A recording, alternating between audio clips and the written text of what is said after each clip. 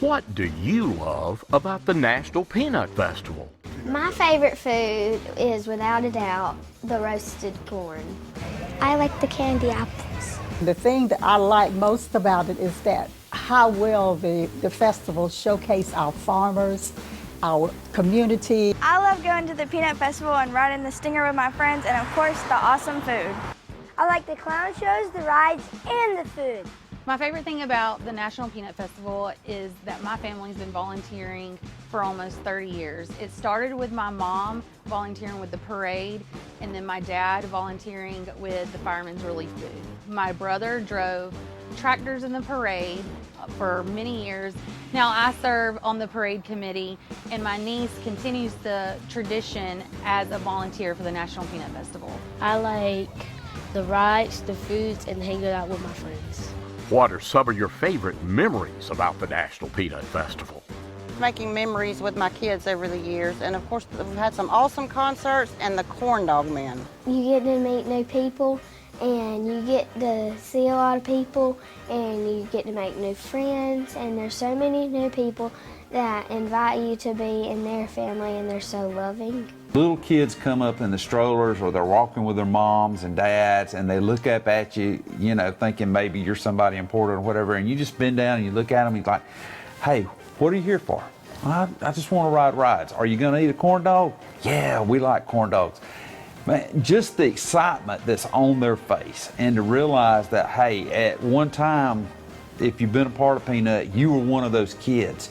And so now it's like full circle. You're going back to, you're bringing it to other little kids. To me, that's what it's all about. It began in 1938 when the Dothan, Alabama and Wiregrass community decided to celebrate the success of the peanut with a festival.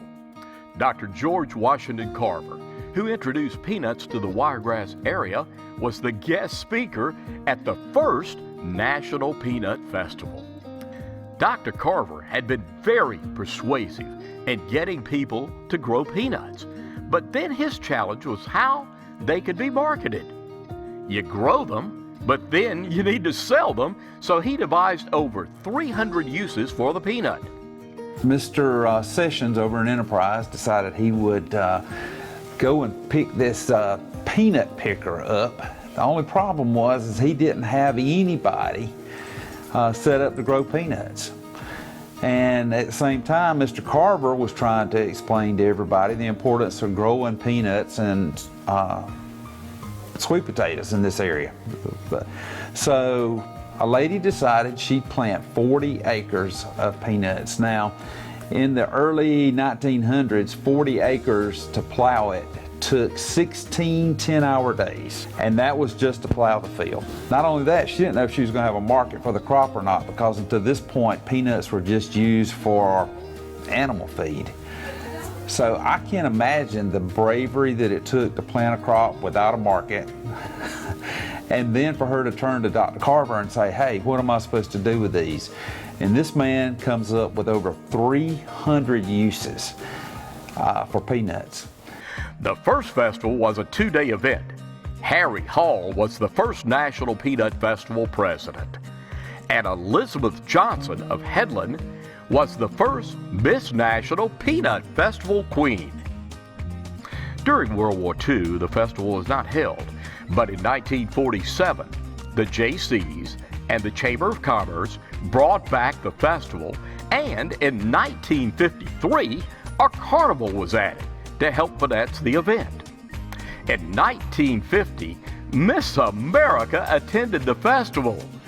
Movie star and Dothan native Johnny Mac Brown rode his horse in the parade. The first Little Miss National Peanut Festival began and was held in 1958. Joe Carroll Williams from Dothan won the first pageant. In 1959, the National Peanut Festival moved to the Houston County Farm Center, where it was held for the next 40 years. In 1996, the George Washington Carver statue was dedicated in honor of Dr. Carver, who spoke at the very first festival. In 1999, the National Peanut Festival moved to its current location on Highway 231 South. Over the years, the festival goers have been wowed with great entertainers. In 1990, Garth Brooks performed at the festival.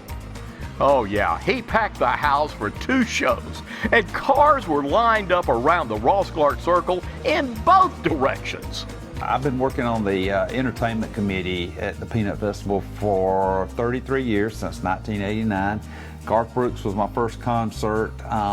Matter of fact, the thing I remember most about him was that he stayed until 2 o'clock in the morning to make sure that he signed everyone's autograph who wanted to stay. And to me, that was huge. Other entertainers that have performed include Blake Shelton, Kool and the Gang, the Commodores, Toby Keith, the Manhattans, along with many others like multi-CMA, CMT, ACMA award winner Lady Wilson in 2022. We had Toby Keith our first year out here. I didn't really know that much about him, but I can tell you he was a very personable guy. Charlie Daniels, always one of my favorites. He'd sit down and talk to you just about anything. And he just loved life. And to me, that was just huge. But one of my favorite experiences was, I'm sitting in the entertainment room one day and I'm watching the Green Bay Packers play football, and this girl comes in and sits next to me, and it's Hillary with Lady Antebellum. And she was dating Aaron Rodgers at the time, and she and I just sat and picked apart a football game. So we have had a whole lot of fun just volunteering. Yes, the festival has a little something for everyone. The Cub Mobile Derby, the Calf Scramble and Greasy Pig Contest, Recipe Contest, Cake Decorating, Exhibits, agriculture events, and lots of food, fun, and games. The pageant has always been a very popular event of the festival, with girls from all over the Wiregrass vying for the coveted crown of Miss National Peanut Festival and Little Miss. Many of the queens and contestants have gone on to accomplish some amazing things. For example, Katie Boyd was selected as the Little Miss Peanut. Oh, you may recognize her better now as Katie Britt, our U.S. Senator. Katie's mom, Deborah, also was a former Miss National Peanut Festival queen. One of the highlights of being a queen is that they get to ride in the 2-mile-long parade in downtown Dothan with tens of thousands of viewers lining the streets to enjoy. The queens, the bands, the float, the food, and of course, peanuts. In 2005, a covered arena was built that made a safe place for senior citizens, special needs individuals to enjoy during the festival. The arena also serves as a home for the Greasy Pig Calf Scramble, Demolition Derby, along with many other events. Over the years, the National Peanut Festival has continued to expand, grow, and improve its events and facilities to more than 260 acres, making it one of the premier festivals and fairgrounds in the Southeast. Hello, I'm Art Solomon, and I was president of the National Peanut Festival in 1985. I have 2 firsts that happened during my administration. One was we went from a 7-day fair to a 10-day fair, which helped the bottom line tremendously. Also, I was the first president to have a cell phone. I think it was AT&T gave the Peanut Festival a cell phone for the president to use. And it was an old bag phone, if you remember those. It came mounted to a piece of plywood at about 2 feet by 2 feet that I'd put in the floorboard of the passenger seat, which had the battery, the transmitter, and all that apparatus for the phone. And I could call from there. And of course, the first call I got was from my sweet wife, said on the way home, where you pick up a gallon of milk and a loaf of bread for the children. I'm Carrie Cavender, and I have been with the National Peanut Festival for over 34 years. I'm a transplant from Tuskegee, Alabama, and oddly enough, I knew very little about Dr. Carver until I started working with the National Peanut Festival. And now I am fascinated by the man and all that he did for this area. I've been impacted by two particular people over the years, Joe Carruthers and Mr. H.N. Lewis. They were very much about education and educating the youth and keeping agriculture in the festival, which is very important. And we have scholarships now in their honor, and those students that have received those scholarships are doing amazing things. I can see them as our future, so our future looks bright at Peanut.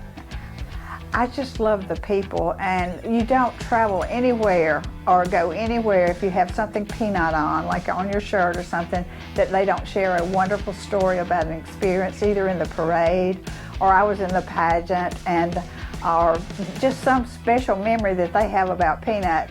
And I've been so fortunate too, because I love the history aspect, and the first Miss National Peanut Festival, when she was moving to Atlanta, gave me her gown that she wore at in 1938 at the Queen's Ball. I just treasure anything like that. I love history, and I look forward to hearing your stories. We look forward to the festival every year, and we do what we can to make it better and better every year. And in turn, the community comes out and make us shine. As we began to celebrate the 79th National Peanut Festival, our message to you is Dare to Dream. The wonderful event that celebrates our peanut farmers and agriculture would not be possible without the dreams of the entire community. Generations of volunteers dared to dream, and now their children, grandchildren, and families are still actively involved in this great festival.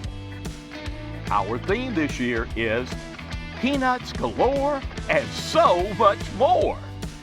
We invite you to get involved, share our dreams, and enjoy this wonderful field of dreams that started because of a little legume.